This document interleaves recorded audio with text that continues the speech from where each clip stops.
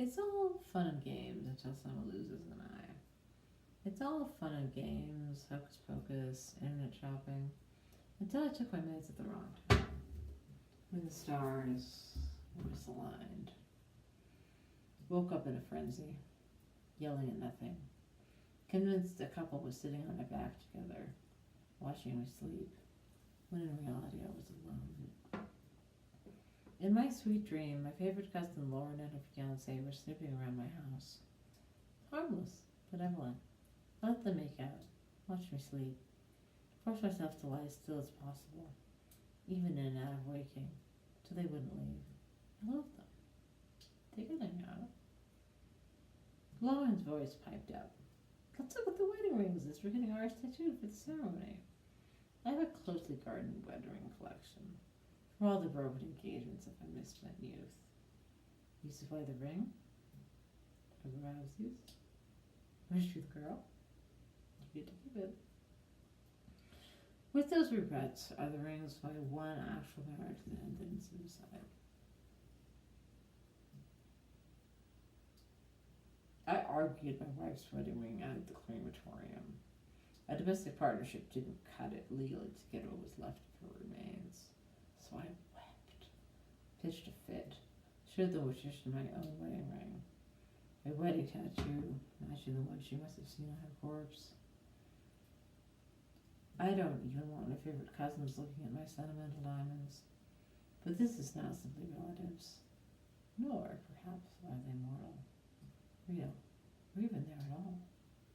I clawed my way out of sleep paralysis, face down, back arched, finger by inch, roused like a dormant dragon.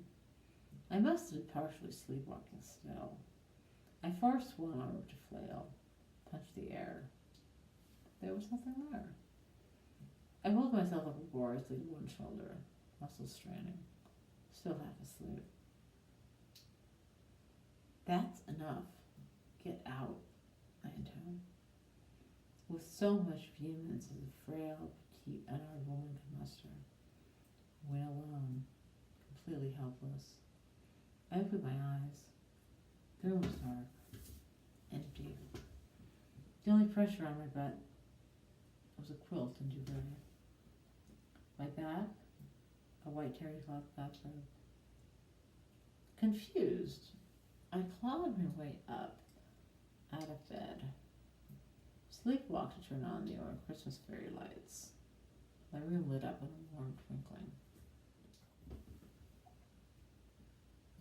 My eyes immediately seized upon the card hanging across from the bed, embracing a skeletal bride and groom. It read, "Until death do us part," under mortgage ribbons. My grandparents were both married until death did they part. So was I. I found the card in Grandma Virginia's basement bedroom door while I transitioned to this house. Filched it, thinking she probably forgot she'd been 150 years ago. It spoke the truth of my marriage, as of hers. Less lesbianically, of course. I flick my fingers from the skeletal death card on the wall to my eyes. I see you. You or me. We see each other. Oh, I see what this is. Oh, it's you, I said. All of you.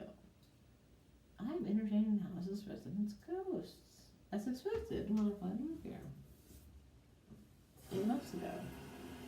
Watching American Horror Story, my rodent nightmare.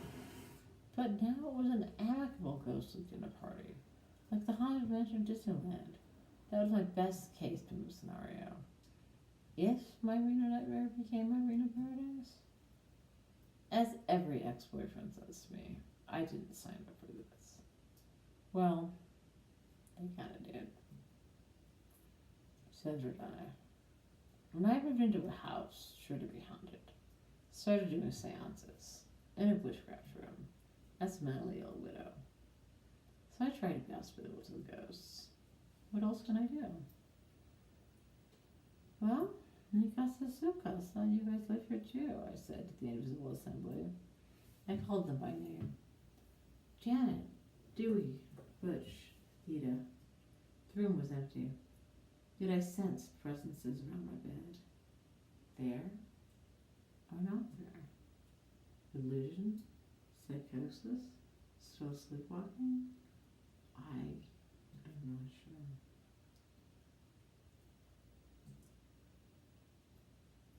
I drifted off to sleep again, my arms open on the bed to welcome what spirits might come. Waj, it's me, Katie, said my dead wife's ghost, and I brought Great Aunt Clementine. I still couldn't tell if I was dreaming or awake. I hugged the air lovingly, shook the hand of an elderly schizophrenic who probably wasn't there. No, I was having an exceedingly pleasant psychotic episode, as mine usually were, carefully modulated with harm reduction techniques in order to stay out of the hospital for good. Nevada lacks the hospital psych wards of Los Angeles. Those terrible detox rehab.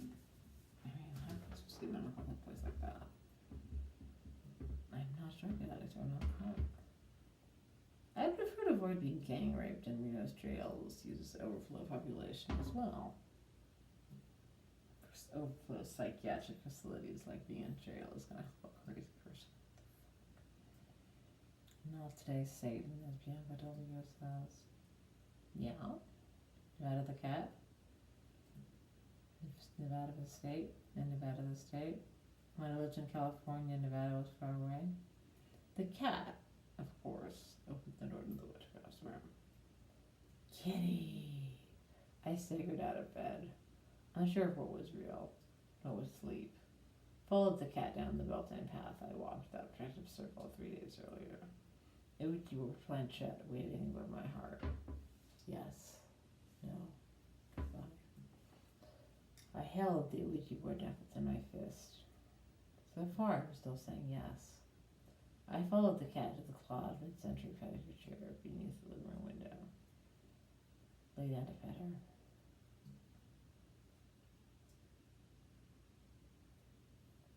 Oh, Kitty, we're always so happy to see the nice, friendly ghosts, aren't we?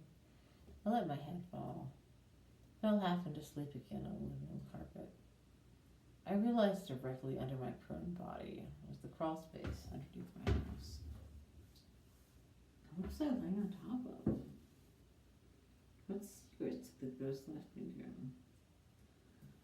The property manager in a small town junior named son uncovered this crawl space when they were turning on the sprinkler system. I thought only spiders and electrical whatnot lived below. Well, I didn't want to know. With the lost bones or forgotten memory box, could we just not, spirit world? Not tonight, I'm tired. Keep your secrets, I say to the ghosts, quoting the Ghost Orchid song beginning 2003's Death Before Disco compilation. I know enough of this house and family secrets. I don't need to know what's in the underground crawl space at 3 a.m. The last thing I want is my dear neighbors calling the ambulance. What do you expect to fucking do, ghosts? Put on my wedding gown and get down and start digging around? Muck around looking for some sweet special thing? I'm really not up to being strip searched in a psych hour, this psych ward in this hour of the morning. So that the neighbors didn't call an ambulance, I stopped talking out loud to my psychosis in the dark. Piped down right quick. I got up off the floor, lay down on the green velvet couch, ran my hands over its soft pile, tried to soothe myself back to sleep. It was far too late. I thought of Kathy Acker's green velvet mini dress. The dead writer's dress worn for the Grimoire seance began this. Green velvet could end this. In the disco millennium of my 20s, Green Velvet had a song about after parties called La La Land. That was what I needed to return from. Time to come back. Reality.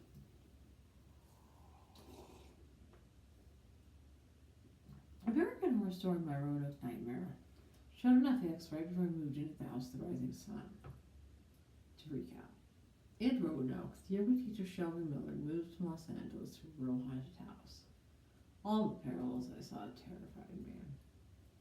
I prayed my life would not become American Horror Story Margarita Nightmare. I was fleeing American Horror Story Hollywood cockroach department already. I made a list of life lessons from American Horror Story.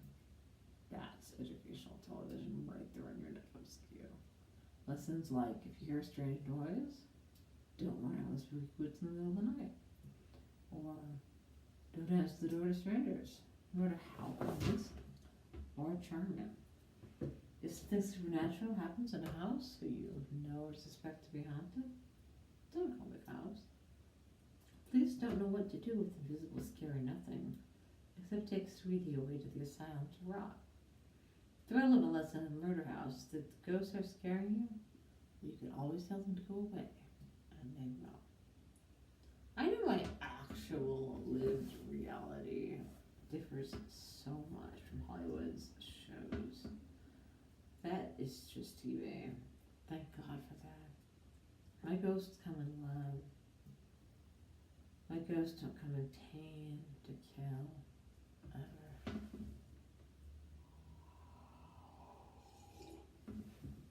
I do my quickie witchcraft on the go gesture. Put my first and fourth fingers together into 2 points.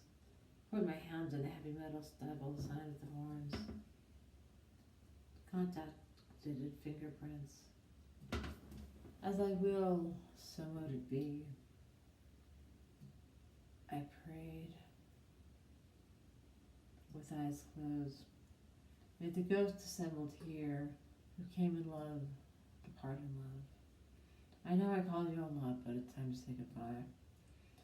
From green velvet couch to green villa dress, Kathy Akron, John Denay. I love your books. Goodbye. Theta, Butch, Janet, Dewey. Goodbye. Great night, Clementine. Thank you so much for finally making it to see me. But goodbye. I looked at the 3 framed wedding photos I could see from where I lay on the couch. Black and white bride-on-bride wedding dresses. Cutting a cake. Embracing. Standing side by side. I couldn't bear to let it go for long. Keith Jacobson, my last beloved and final ghost. Go now, Wash, but come back anytime. Sing me sweet lullabies as I nap as you did yesterday. Come often. Farewell, sweet angel. The clamor of voices in my head fell to silence. I looked up. It was dawn.